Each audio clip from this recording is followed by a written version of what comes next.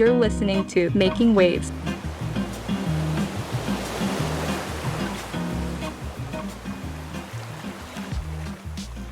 My name is Laura Blackmore, and I'm the Executive Director of the Puget Sound Partnership, the state agency formed to lead our region's collective effort to protect and restore Puget Sound. Our online magazine, Making Waves, features stories about the people working to protect and recover Puget Sound. For this issue of Making Waves, we're holding a series of conversations with experts on themes related to Puget Sound recovery. These conversations include wide-ranging discussions about climate change, infrastructure and the environment, and environmental justice. For this interview, I'm speaking with Anji Moraes, Senior Program Officer at Vulcan Inc. She's here on behalf of the Paul G. Allen Family Foundation, founded by Jody Allen and the late Paul Allen, co-founder of Microsoft, which supports work to preserve ocean health, protect wildlife, combat climate change, and strengthen communities. Anji joined Vulcan in January 2013, where she has worked within community and environmental portfolios, including climate change and terrestrial and marine conservation. She currently leads strategy development, investigates new potential funding opportunities, and manages implemented conservation programming in the Pacific Northwest and Sub-Saharan Africa. She has developed and managed philanthropic giving in coral health, dam removal, illegal and unreported fishing, and habitat connectivity. Anji, thank you so much for joining us today. Laura, thanks for having me. It's my pleasure. For our conversation, we'll be discussing several Pacific Northwest dam removal projects that the Paul G. Allen Family Foundation helped fund. So the Paul G. Allen Family Foundation provided funding for the Middle Fork Nooksack River Fish Passage Project, the removal of the Pilchuck River Dam, and the removal of 4 dams in Oregon. These projects help improve salmon habitat in the Pacific Northwest. Why is salmon recovery a priority for the foundation? Well, salmon are a priority for us for a number of reasons. They're ecologically important as a keystone species in our region, and they're intrinsically linked with our culture and economy.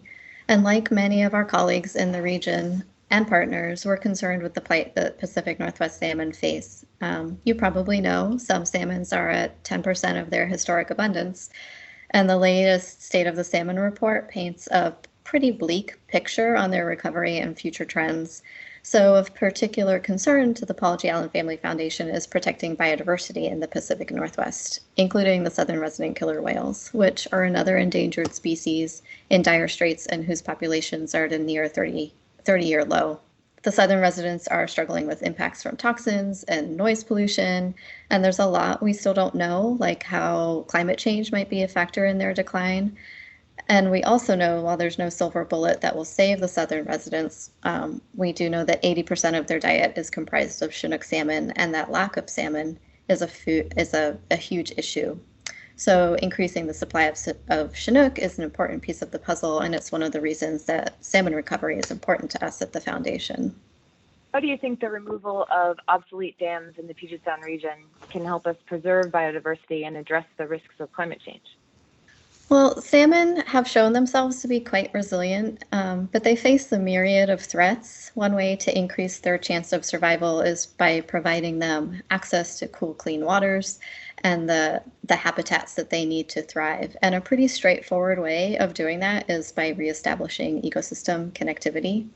Also, opening up access to cooler waters at higher elevation habitats is becoming increasingly important as we start to experience the effects of climate change, such as increased stream temperatures, which adversely affect our cool water loving salmon.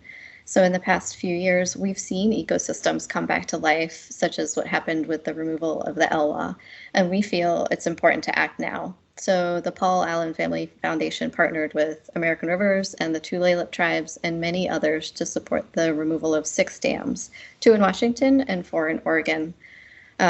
There's a pretty wide range between these dams in terms of location and function and appearance, but all told, the projects will restore about 73 miles of Chinook habitat access and over 100 miles of habitat for smaller salmonids and lamprey and bull trout.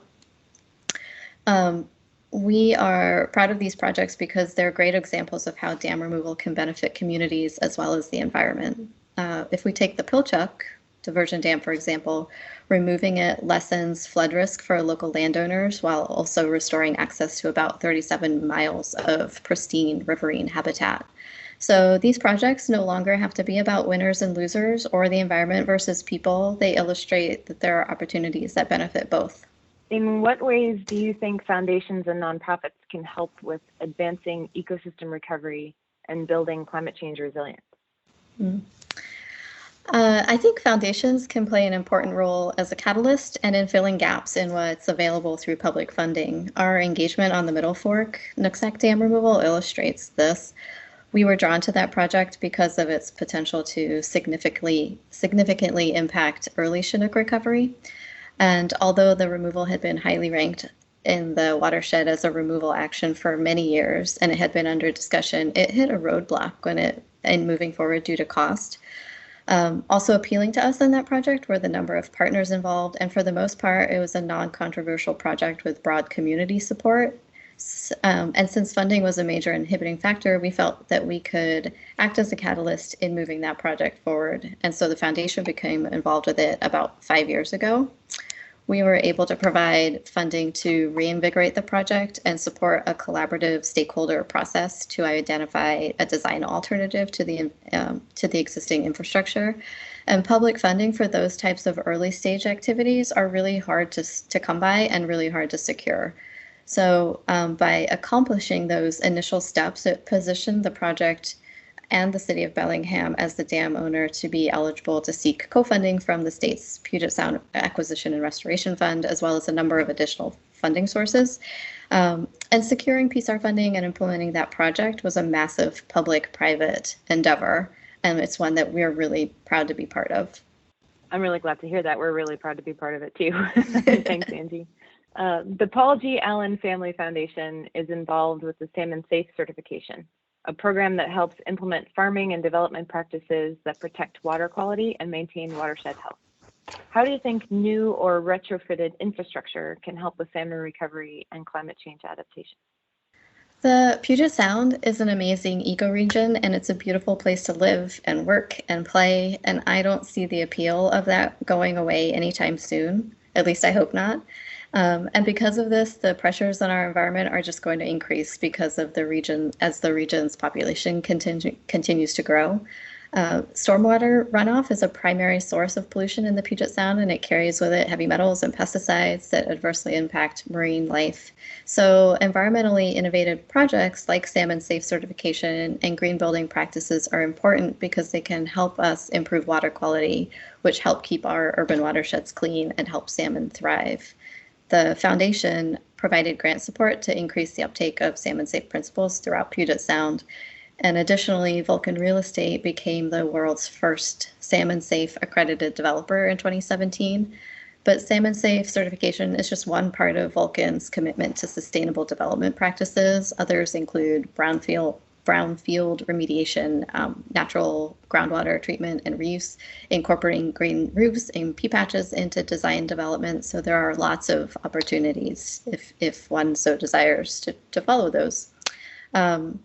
These types of adaptations allow us to live within the environment that we find so appealing now, and they'll help us continue to live really closely with our environment into the future. Well, following on that, what approach or action do you think could transform salmon recovery in Puget Sound? And what do you think is next for Vulcan and the Paul G. Allen Family Foundation's involvement in salmon recovery?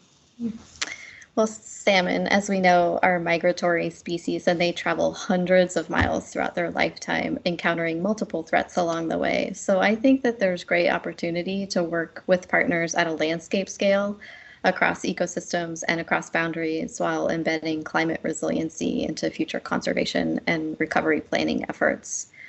And as for what we are doing, if everything goes according to schedule, we're supporting the removal of 2 more dams in Oregon this summer, as well as supporting a stakeholder engagement for a 3rd. And then dam removal is just one of the tools that we implement as in our ecosystem recovery. Our focus is on protecting unique and iconic wildlife in the Pacific Northwest.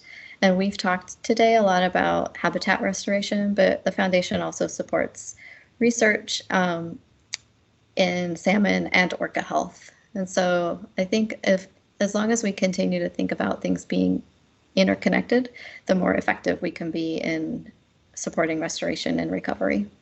Well, what gives you hope when you think about the recovery work that we have to do in the next 10 to 20 years?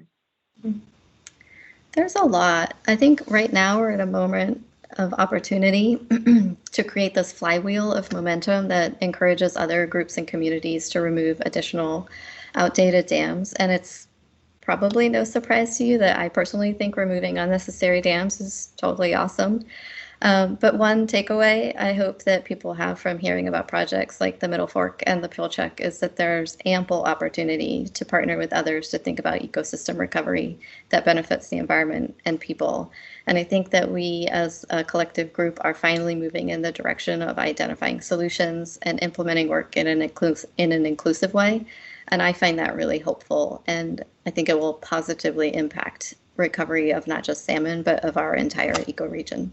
So following on that, there are lots of people who wonder how they could get involved, and what would you recommend to them? I think people really just need to find opportunities that fit their own interests and personalities and resonate with them. So one thing I'd recommend is getting involved in your governance, vote, talk to your electeds, let them know what's important to you.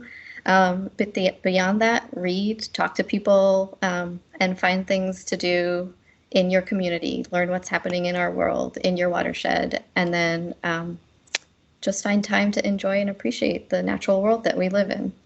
I couldn't agree more with all of that.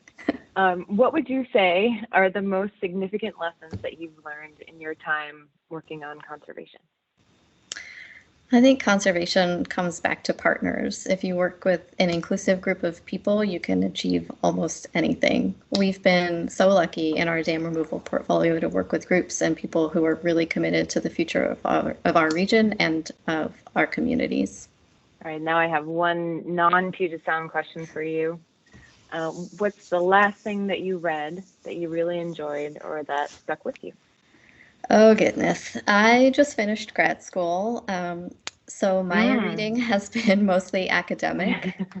I really enjoyed this course I took in paleogeography. It was super fascinating to learn about the configuration of the Earth and how that affected the climate and how that has influenced our environment today and where species live. But besides that, I have a huge stack of books on my reading list. And for now, I'm trying to rejuvenate and catch up with things like knitting and hiking and gardening, which then leave me energized to dig into reads like The State of Our Watersheds, which I've been poring over and which has been recently released. Well, I wish you much rejuvenation time, especially after finishing grad school. Congratulations. Thank you. Anji, we really appreciate you taking the time to join us today. Thank you so much for sharing your insights with us, and thank you for the work that you do. It was really my pleasure. Thanks for having me. Thank you for listening. If you're interested in more content like this, visit www.makingwaves.psb.wa.gov.